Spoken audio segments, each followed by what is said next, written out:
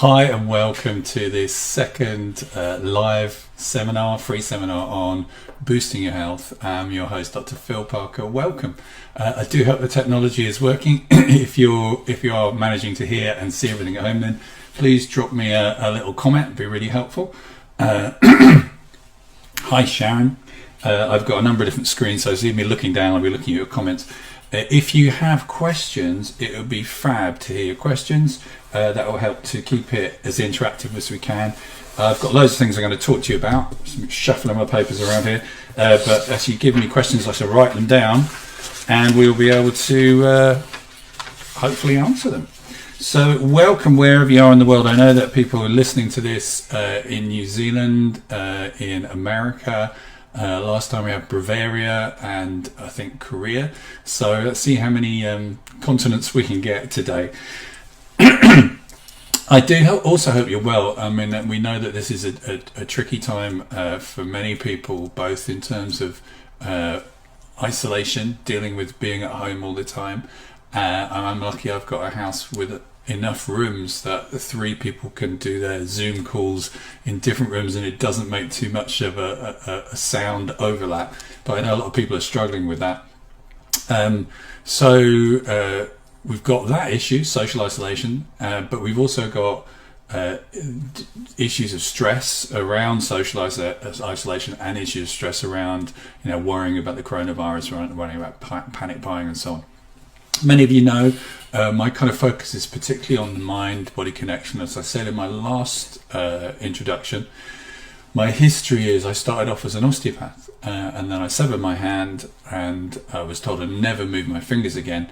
And that got me very interested in the power of communication and the influence of people's opinions on our health and what we can do to change our physiology. And last time I spent a lot of time chatting around concepts within the mind-body connection. Today I really want to focus on some answering some questions, but also some practical, even more practical tools than we did last time on how you can take some of this stuff and make change. So if you have questions, do pop them down in the comments, and I will start talking through a few things that I think might be really valuable. So the core thing really is recognizing that there are things we are passive to, there are things we cannot change about the world, like how much toilet paper there is in the supermarket, or if you're a baker like I am, how much flour there isn't in the supermarket. The virus, we can't change the fact that exists, that somebody ate a bat apparently in China somewhere along the way, didn't cook it properly, and that now this virus is running rampage, and that we don't have natural immunity to it. Those are things we can't have much say over because we're passive to them. So the question is, what can we make a difference to? What can we influence? What can we change? So what can we change? Well, the biggest thing we can change is how our immune system is functioning. Because Louis Pasteur, who was the kind of founder or father of modern kind of germ theory of medicine, there was this big fight around what caused illness. So one point of view was it was the natural humours in the body, your bile and your melancholia and all that stuff. And Pasteur said no, this is about germs. And he had a little pot and he put a bit of liver in the pot and sealed it, and then he put a bit of liver in another pot with a tube to the outside world, and the liver that was cooked in a pot that was sealed with no air in it didn't get any kind of degradation, but the one open to the air became infected. And this is very much the germ theory of disease. But one of the things that Pasteur is reported to have said, and you may have heard pasteurization, that's from Pasteur, reported to say in his deathbed, was he got it slightly wrong. He said the soil is as important as the seed. And what people interpret by that is him saying the seed's important, the bug is important, but where the bug lands and what state you're in, what state your immune system in, is equally important. So then we know there are a couple of things that really knacker our immune system. Number one, that's really easy to do something about, is stress. Stress and anxiety reduce the function our immune system, particularly long-term stress. I talked about this, and if you want to review the previous seminar, the difference between threat and challenge, how our body responds differently to roller coaster rides than long-term stress. There's a change in physiology, but basically long-term stress, so getting worn down, is a real bad predictor of your immune function, and that's one of the things we're going to look at today, because that's quite an easy thing to change. There's other stuff we can do. We're going to do some visualization that will also change your immune system function, because in this interesting battle between bug and immune system, the thing that you can do is, yeah, sure, you can isolate, clean everything, try and not get the bug, but the other thing we can do is, like, what can we do if we do happen to come across this bug? How can we minimize its effect? What can we do to influence our health in the best possible way that we can? So, as I said, stress is a kind of common thing to look at, and I think particularly at the moment, because of course, people are under huge amounts of stress. If you watch the news, you see the horror going on. You go to the supermarket, you have to stand in a queue, you can't see your friends, you're isolated. All those things really don't help the situation. And again, most of those things that we're passive to, we can't change. That's just the way it is. So the thing we've got to look at is, how do we manage our stress? So I'm going to talk a little bit about some ways to manage stress, to reduce it, to make yourself feel calm. Number one thing, and I've kind of broken the rule already, is watch your language. Because interestingly, words are really linked to triggering neurological pathways. And that's pretty obvious. If I say to you, don't think about this pen, then what's the first thing you think about? You think about the pen. If I say to you, don't think about being stressed, the first thing you'll think about is stress. And the classic example of this, of course, is if you put your credit card in a card machine. When we used to go to shops, you put your credit card in a credit card machine, and it says, do not remove your card. And lots of people remove their card because they just hear the instruction, remove. There's also some fascinating studies by Thomas Weiss and his guys in Germany, where they put people in an MRI scanner, a functional MRI scanner, which shows up the activity of the brain. And if they give them a set of cards with words on, some are related to pain, some are related to shopping items. When they see a pain word, you see an extra activity in the areas that process pain in the brain. So we know that words trigger neurology. And therefore, words like stress, panic, I'm not going to say this anymore, will trigger it as well. You may want to have a little experiment and notice how many times those words, so stress, anxiety, panic, fear, show up in your thoughts, in other people's conversations, and especially in the media. Because each time you hear that, it will just give you a little bit more of a boost of adrenaline, a bit more stress, a bit more wiring, and as I'm sure you know by having ever watched me before, neuroplasticity, the more you trigger a nerve pathway, the stronger it becomes and the more dependable it becomes. So triggering pathways that run you into not good states like stress and so forth will make it easier to get stressed. And a good example of this is if you've had a day where you've just been furious and annoyed and at the end of your tether, and then somebody says something at the end of the day, you snap and explode in a bigger way than you would at the beginning of the day, because your brain has got that wiring already ready to go. Okay, so how do we reduce stress? Well, number one, stop using the word Phil and everybody else, and start to talk about what you do want, which of course is you want calm. You want to have more calm in your life, more peace, more relaxation. Another really important thing around the whole stress thing is, don't just say the word calm. We have to say it in a way that is calming. So if you say, I want to be calm, that's going to have an effect, but not as much of an effect as if you say, I want to be calm, or even better, deeply calm.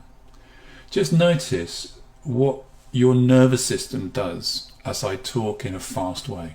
So what we're going to do is we're not going to think about stress and how dreadful everything is in the world. Just notice how that feels. And then as I just slow down the pitch and sound of my voice and just say, we're going to talk about what it's like to be deeply relaxed. You'll notice that your body and your mind just starts to settle, starts to become more calm. So check inside. What are you talking to yourself? What words are you using? What speed are you talking to yourself at? How are other people around you? Because we also have these really interesting neurons called mirror neurons, which are designed to make us social animals. So this is why teenagers often sound the same. It's difficult to distinguish one from the other.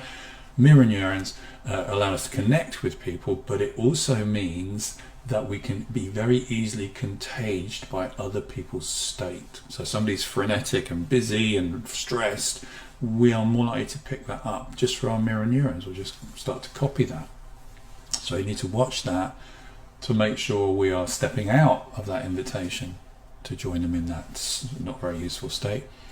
And also think about, well, if states are contagious, how would I like to contage? What would I like to bring to the other people in my life? Would I like to bring calm, resilience, optimism, happiness? How much time do we spend moaning, complaining?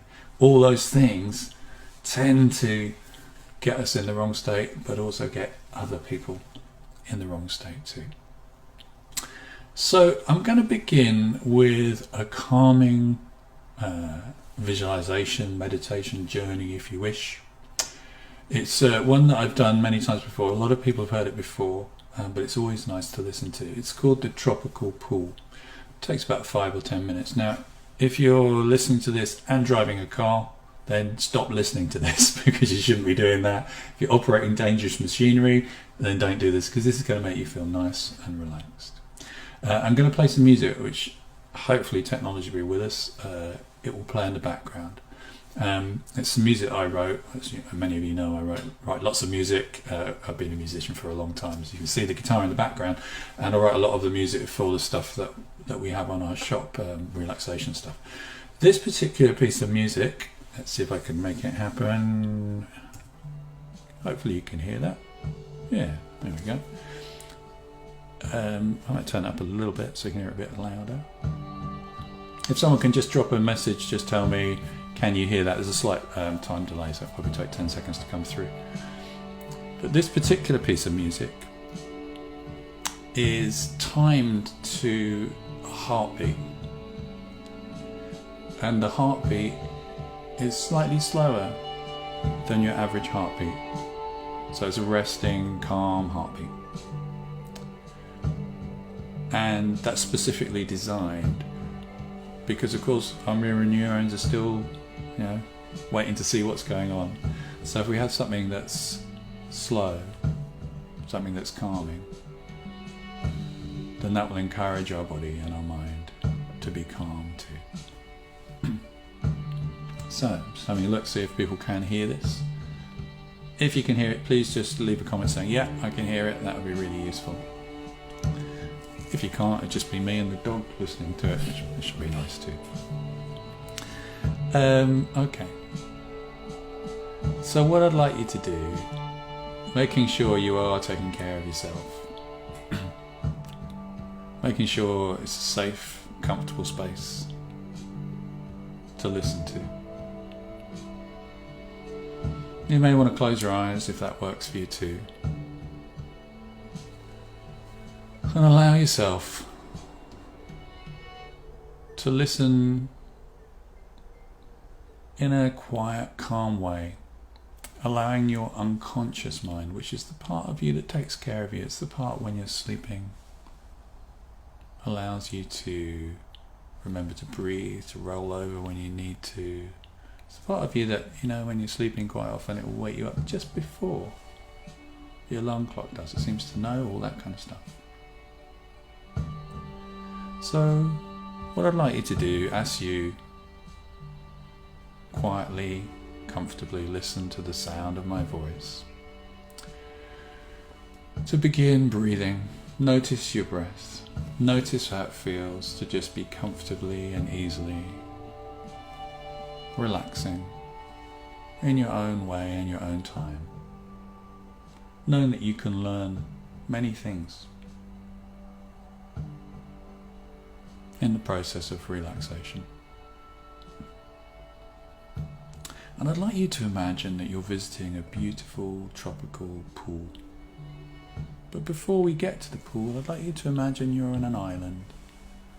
You walk along the shore, and on one side you see the sea, colour as it stretches to the horizon, blends with the sky. Notice the colour of the sky too.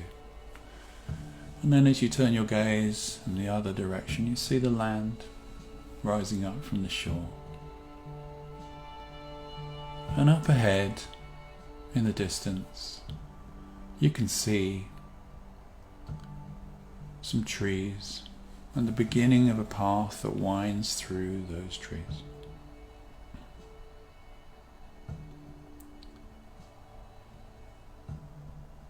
As you get closer, feeling your feet on the surface, maybe looking behind, you can see your heel prints,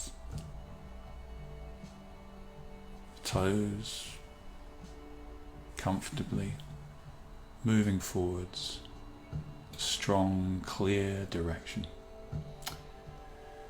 And you begin to wander through this path, through the trees, noticing the colours and the way the light falls. It feels comfortable and pleasant here.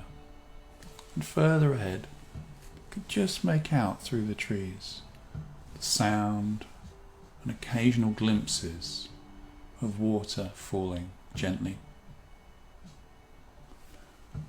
Finally, when you reach a clearing, the trees seem to open up, and there is a beautiful, gentle waterfall tumbling into the most exquisite, beautifully coloured tropical pool, which, as you go closer to it, you can just dip your toes in, dip your finger in, and you find it's exactly the temperature you wished it to be. The colour is exactly how you wanted it to be. The depth is just perfect for you. And so, for too long you decide, in that pause, that it's time for you to get in the pool. So, as you get in, feeling your body just supported by the water, comfortably and easily, enjoying the feelings of that beautiful water just washing over you, carrying away everything that you don't need. And it feels as though this water has an almost magical property that not only does it flow over you, it also just seems to flow through you, carrying away anything you don't need. Almost as though it's washing away sand, the grit and the grime.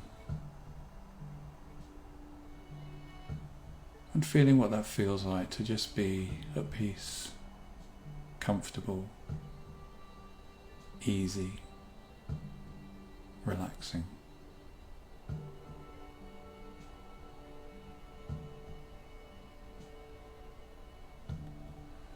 And if there's any part of you that you specifically and particularly feel should be paid attention to in some special way, then just direct that water through that area, healing, cleansing it. You might want to imagine unzipping your skin and just taking it out and gently, carefully washing it through until it's clean and new before popping it back in its right place. And then when you're ready, and it feels like the right time for you, you can just slowly and easily return through the trees, comfortably,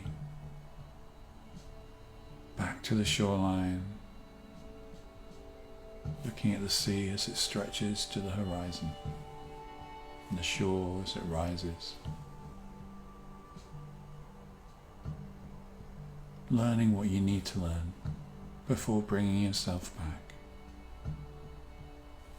to this room, in this conversation.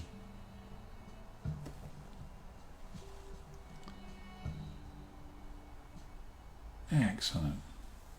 Now, you can listen to this many times. You just watch it on catch up. Each time you do, you should become more familiar with just relaxing and how to learn. Now, some people find relaxation really easy, and other people, it's a skill that they've yet to really master.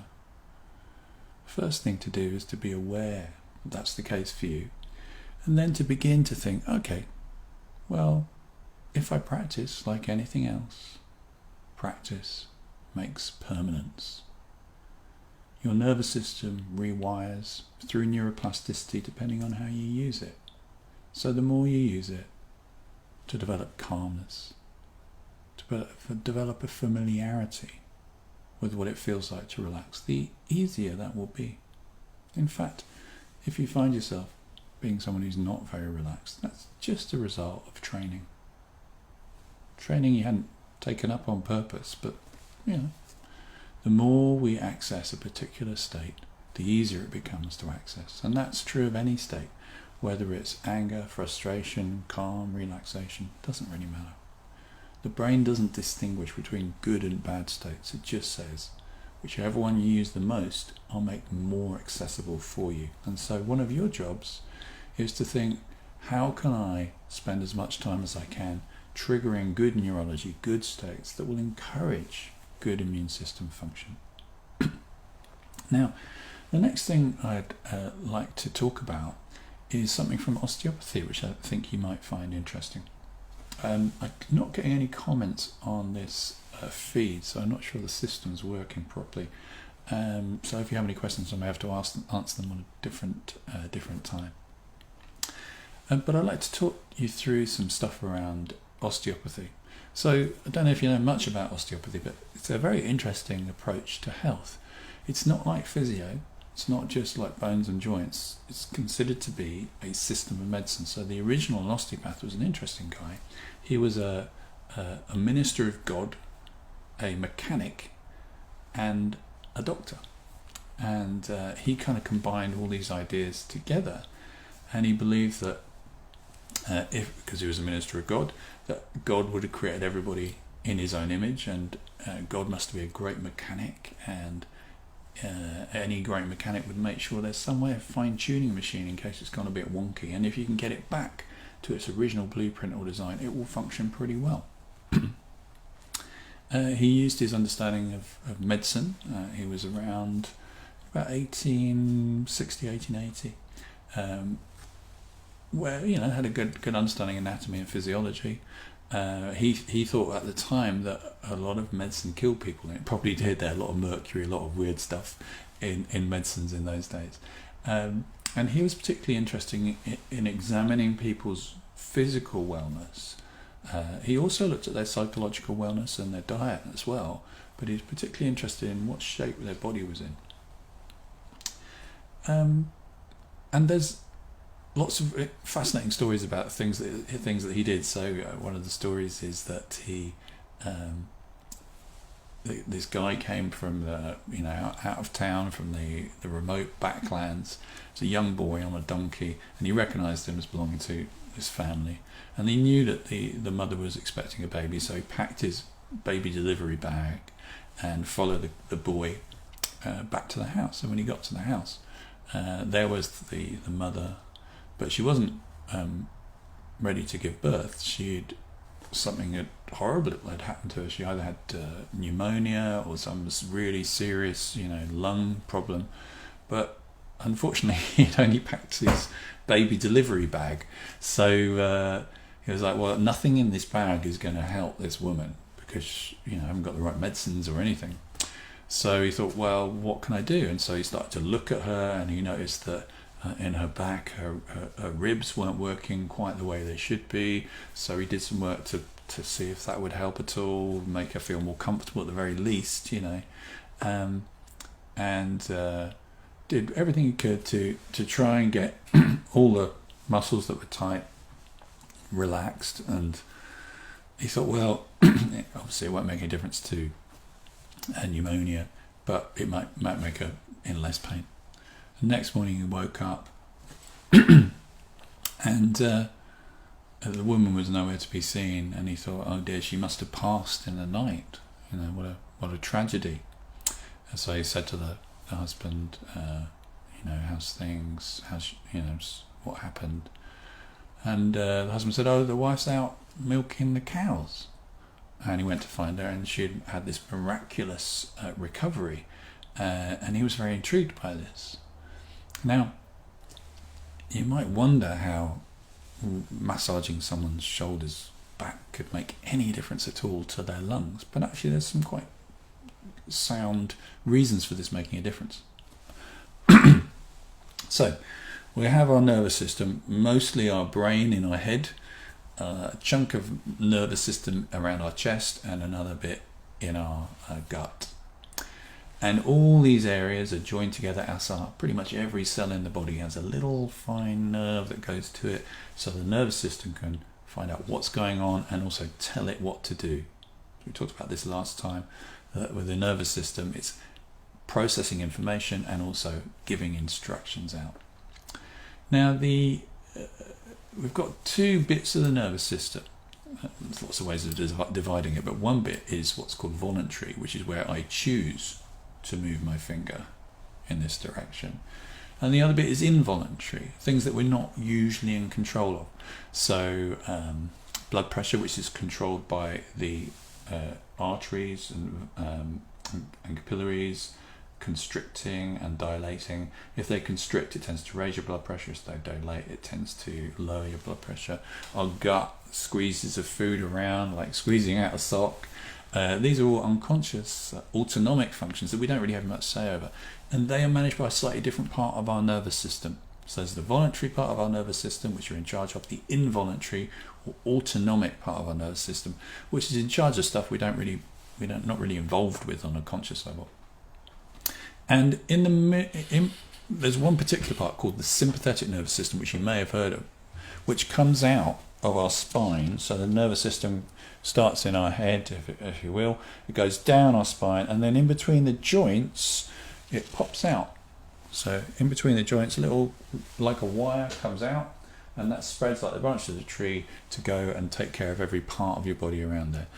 But around here, from the kind of bumpy bit at the top of your neck, bottom of your neck, top of your back, to probably about a hand's width above your waistline. So that section of your back, called your thoracic or dorsal spine, that's where most of the sympathetic nerves come out of the spine.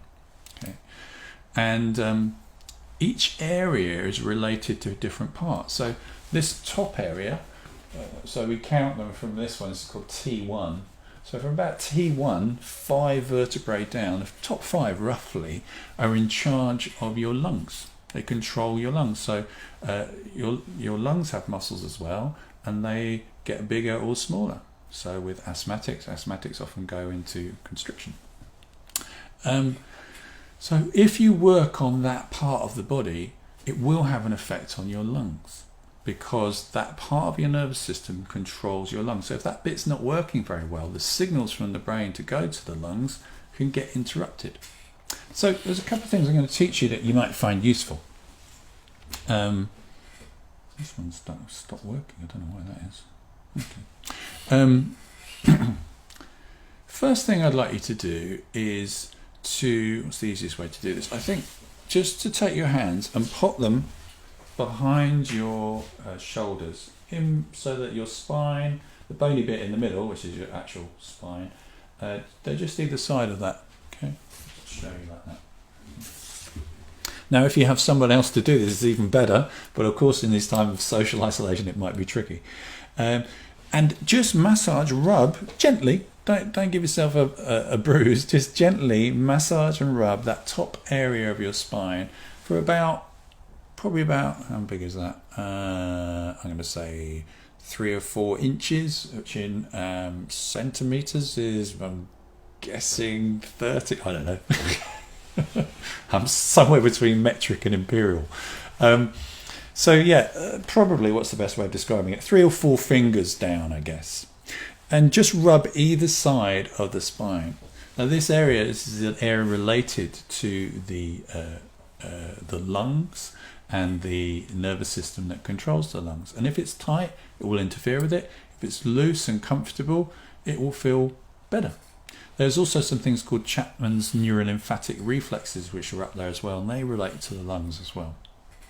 The other thing you can also do around the front, so the front, if you feel your collarbones, just here, the kind of big, bumpy, bony bit. Let's see if I can get a better, maybe a bit more shadow to see it.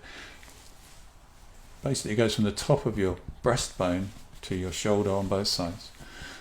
That's called your collarbone or clavicle. If you just go beneath there, you'll feel some slightly bony bits. That's a rib, and then another rib. And in between those 2 ribs, so if the ribs are like that, and this is your breastbone, in this little bit here, okay, if we rub there very gently, again, this area is related to the lungs. The first 3 gaps between the ribs are related to the lungs. So if you give them a gentle little rub, they should be okay. If they're sore, it's indication that your lungs need a bit of help. So give them a gentle rub. Don't overdo it, probably for maybe 10 seconds each bit, both sides of the breastbone. And I've worked a lot, although you can hear I've still got a slight what's the word? Infection in my chest at the moment. But I've worked with loads of people who've got chronic chest infections. You can't get rid of them, and I found that when you work with this area, front and the back, it really does help. There's another area that's useful to look at. Again, it's difficult to see with this black t-shirt on, which is, we talked about the collarbone, how the collarbone goes all the way from here in the center of your chest out to your shoulder. About halfway along, just underneath the collarbone, there's a little dip. If you give that a rub, particularly on the left, this is a very important point for your immune system. On the right as well, but particularly on the left. So, I don't know if you know this, but the blood is a high pressure system, pumps its way around the body, and when it gets to the capillaries, a lot of the blood, the fluid in the blood goes out of the capillaries, out of the tube and into the tissues, and this becomes what's called lymphatic fluid, which is the kind of fluid of the immune system. And it gets pumped around, particularly interestingly by exercise. So if you don't move a lot, which is why it's good to move around a lot, your immune system becomes a bit suppressed.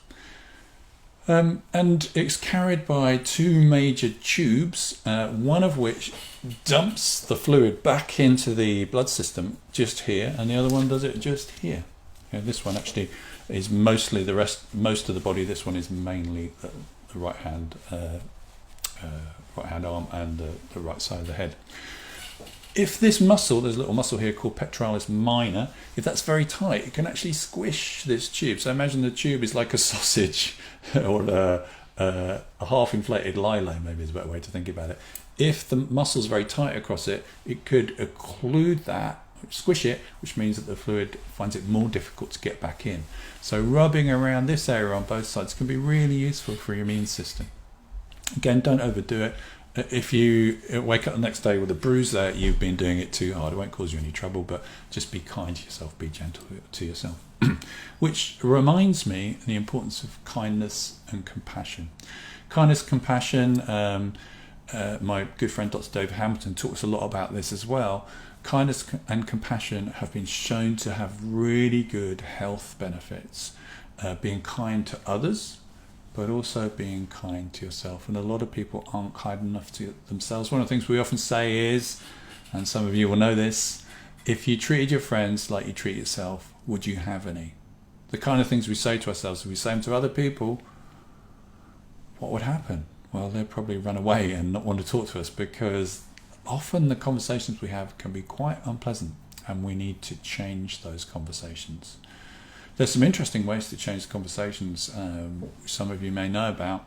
One of the simplest ways is to listen to, if you have an internal conversation that's not healthy, not positive, just notice where you hear it. Sounds like a strange thing, but notice, where do you hear it? So your right, your left, inside, behind. Just listen to it. And when you hear it, what I'd like you to do is change its location. So let's say you hear it from this side, just move it to the other side.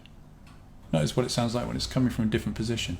Or, if you hear it this side, take it much further away, so it's over here. Or maybe over in Hong Kong. When it's over there, what does it feel like? Or you can have it come out of your knee, or your toe, or your bottom, if you wish. All these things, location, will change the quality of that voice and how it feels. We're not actually changing the content, but the content will vary. What it says will often change as a result of moving it around. So play around with that and notice what a difference that makes. So the next thing I'd like to do is talk a little bit about other ways you can enhance and improve your immune system. One of the things I'd like you to do is, in a minute, we're going to think about how you view your immune system. In your mind, what's the unconscious metaphor you have for when you think about it? So you may go, oh, it's like a rusty train, or it's like a slow old dog with arthritis, or it's like a top athlete. I don't know. We're going to ask you that in a minute, but the reason I want you to think about that is there's some really interesting research in how our immune system is affected by all sorts of things. So meditation is a good example. Long-term meditators been shown, Richard Davison did some really interesting studies. Long-term meditation changes your immune system function. Compassion changes your immune system function. And some really interesting studies. Again, you may want to check out my Mind-Body Connection podcasts to listen to some of these researchers. That's free on iTunes. Go and check it out. Phil Parker, Mind-Body Connection podcast. But really interesting studies into placebo. So, for instance, if you give someone a irritant and you paint it onto their hand with their permission, obviously, it goes red, and then you say to them, look, we're going to put some special medicine on it that is going to knock that back and make it all calm again. Okay, but in fact you're lying, the medicine contains nothing. When you put the medicine on it, the pretend medicine, the skin will go pale again instead of being red, the temperature will reduce, and the activity of the basophils, which are part of the immune system, will settle down. Just listening to the instructions. There's nothing in the actual medicine. It's purely because you said this will make it better.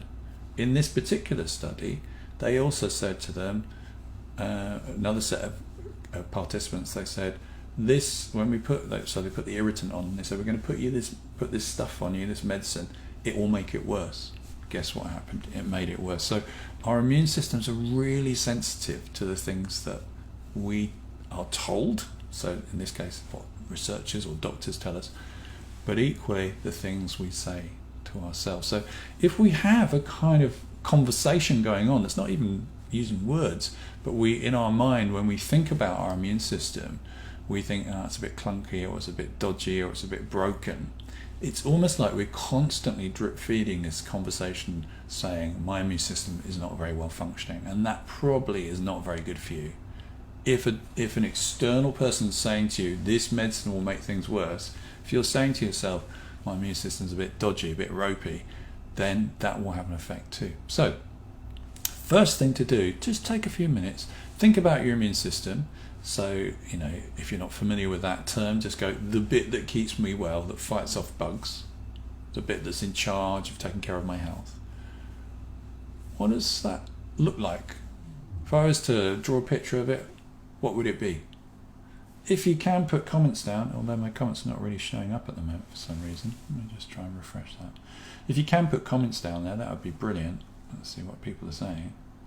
Oh, there we go, it's coming up now. Fabulous. So yeah, if you would like to add your descriptions when you think about your immune system, the bit of you that keeps you well, what does that look like? Let's find out.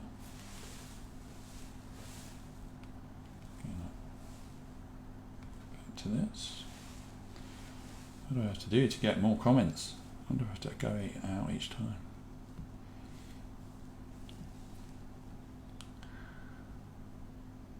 Okay, great. There we go. My immune system is like graphene. It's flexible and strong. Wow. Fizzy sparkles. I like that. Anyone got anything not quite as magical? So I have to constantly refresh this to see. Blue. A strong fountain. Strong white root system through my body. Very good. Okay.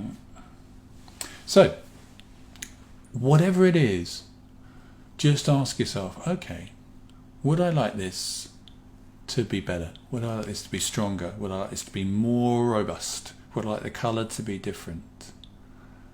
And then, again, just close your eyes. I'm going to make the magic happen with the music, I hope. Go on, music, you can do it. I have to click on it once. Hold on just a second. It doesn't look like it's going to work this time. Oh, there it is. So what I'd like you to do is to do another technique. This is called the peripheral vision technique. It's a really brilliant, easy, simple technique to do. Kids love it, so feel free to teach it to them. But again, not if your children are driving dangerous machinery, which they shouldn't be doing anyway. So all you need to do for this particular exercise is to think about anything that's bugging you or bothering you. Or if it's your immune system, just hold in your mind whatever you're thinking about your immune system currently. Notice what it feels like. And then what I'd like you to do is I'd like you to turn this way. I think that will help best. Okay. So this is our normal eye level. What I'd like you to do is just point your eyes up about 45 degrees, okay? If you've got a spot to stare at, that would be great. And breathe. So you're looking up slightly and you're breathing. It's always good to breathe. Then what I'd like you to do is take your fingers, wiggle your fingers. Hopefully nobody's watching you at this point. And move your fingers slightly backwards until you can't see them anymore. Or you can just about see them. Now what I don't want you to do is turn your head or to turn your eyes. You want to keep looking straight ahead, because what we're doing is we're using what's called your peripheral vision. So we mostly look here, but we are aware. So as I sit here, I can see my face, gorgeous and handsome as I am, but I'm also aware of the light shining at me, the window over there. I'm not aware of the microphone, I just hear. There's bits of information that I'm aware of peripherally, but I'm not entirely focused on. And that's the bit we want to use, because when you focus on your peripheral vision, the outside bit of your vision, it changes the way your brain functions, calms things down. So we're going to look up about 45 degrees, wiggle your fingers until you can barely see them. Just keep your attention in that area. You can let your hands drop if you want, but keep your attention in this area without directly looking at it. Just keep your attention there. Breathe in 3 or 4 times. Still thinking about that thing, but you'll find the way you're thinking about it becomes different just from being in this particular position and having your attention focused in your periphery. And now, having breathed in 3 or 4 times, just bring yourself back to the room and just notice, how's that changed what your immune system looks or feels like? To find you guys answers, I need to just refresh this.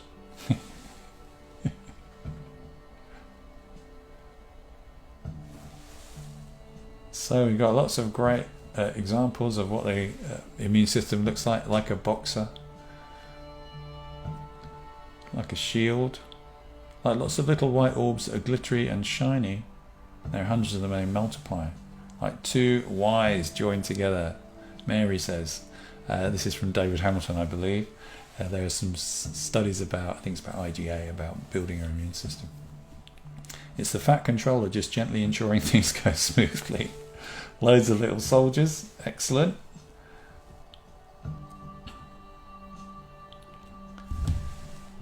It's more settled and calm and strong as a result of doing that. Zingy, very good. Now just by doing this, taking your attention to the periphery, it allows your brain to process that information in a slightly different way, slightly disassociates you from it.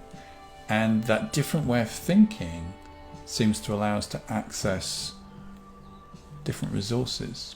It's very good if you're interested for kids, particularly kids with hyperactive issues. It helps them to stay focused. But it's also very good for processing on a different level. So, I'm going to do one more exercise in a minute, but if there are any questions, now would be a fabulous time to ask. I have to refresh this because it's not self-refreshing. Let's have a look.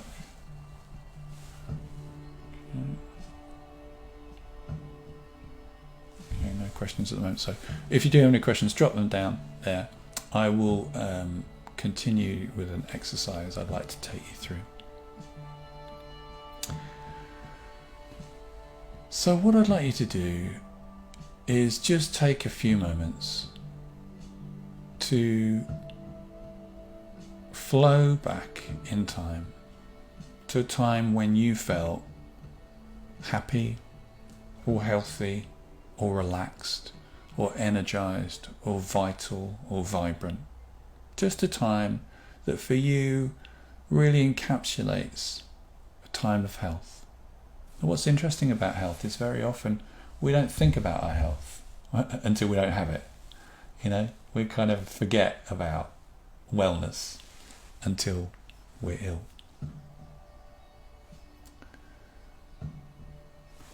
Just getting a few questions through here.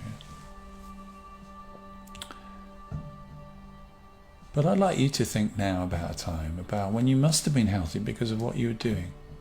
Maybe it's a time when you're dancing on the tables, drinking shots of vodka. Maybe it's a time when you're climbing mountains. Or maybe it's just a time where you're out having a walk with your friends, or down the pub, or whatever it is that you do, where you just kind of go, oh yeah, I was really healthy then because I was just being me, just getting on with life. Allow yourself to start to fill in some of the details of this. And the easiest ways to do this is to think about, what did you see? What do you see? Because you really want to be back in that place now. What do you see? What are you aware of?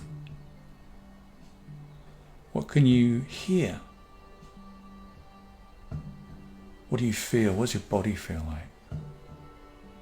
What's your voice sound like? What's the lighting like? How does this feel to be here now? Breathe that feeling in. Really connect with that feeling.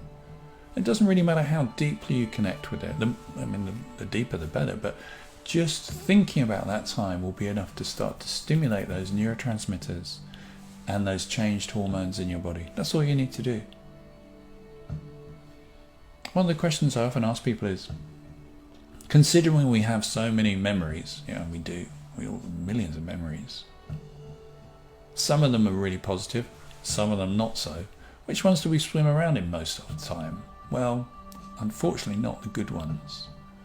Or we don't spend enough time accessing those good memories. Instead we're just thinking about, did I let the cat out, or I've got to go shopping, or stuff. When actually maybe we need to focus on some good moments. So if you have a good moment that you can easily access, just pop it down in the notes. It'd be really good to see what people are saying. There's one time I remember I'll tell you about, which is I was in the Mojave Desert in California, the California-Nevada border, and I don't know if you've ever been to the desert. It's a fascinating place to go to, quite an unusual place. Hot, obviously, blue skies, and empty, just nothing there. And I remember I was driving in this convertible car that I mentioned, I think, in the last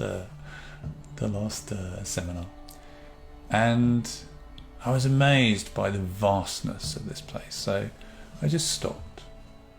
I turned off the engine and I got out of the car and closed the door. And what I noticed was the complete absence of sound for miles and miles in every direction, apart from the ticking of the engine as it cooled down and desert heat. Just no sound. And I was intrigued to notice that this complete vacuum, this absence, wasn't in any way weird. It just felt very, very, very, very peaceful. Well, I don't know for you where you go that will instantly take you back to that feeling of happiness, relaxation, vibrance, whatever it is. But if you do have a time, do pop it down so we can share it with other people, because actually by talking about times when you felt this way, your mirror neurons will actually start to trigger the state in other people, even if they have never been horse riding and dressaging Lucy. It doesn't really matter. They'll hear something, even if I'm speaking about it. They'll see something, hear something about what would that be like, and maybe it'll take them on a little journey either to imagine what that would be like, or something for them that is very close to them.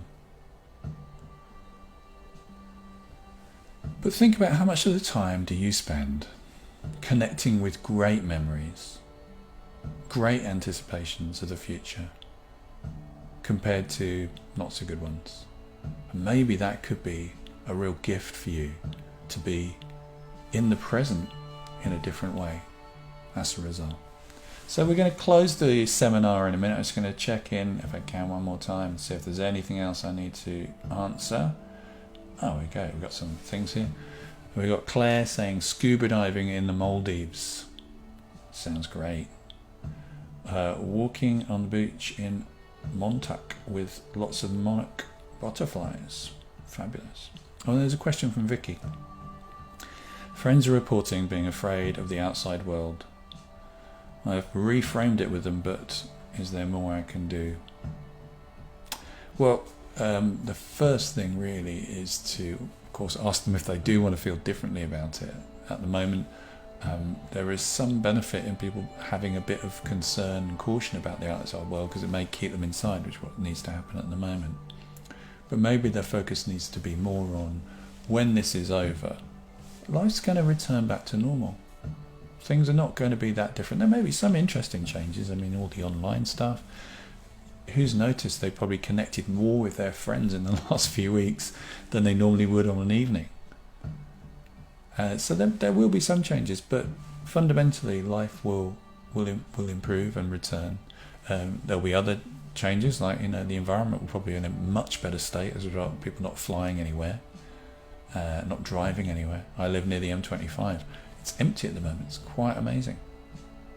So taking yourself into the future and connecting with, this is going to be okay. It's going to be all right. There may be a few bumps in the road, but even if we look at the virus, it sadly will affect some people severely, but mostly not. Mostly it will be a bad cold, a bad fever, or a mild one.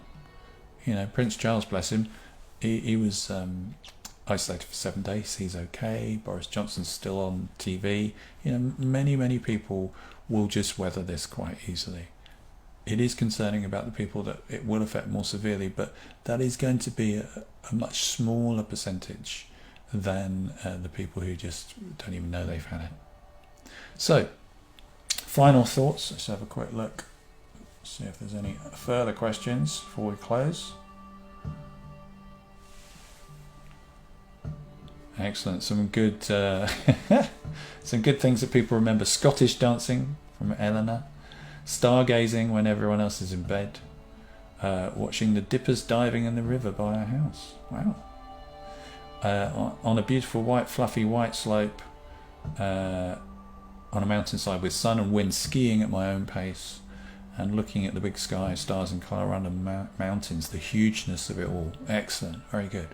So I really recommend you spend some time reconnecting with those, spending as much time as you need. We've all got a bit of time on our hands at the moment.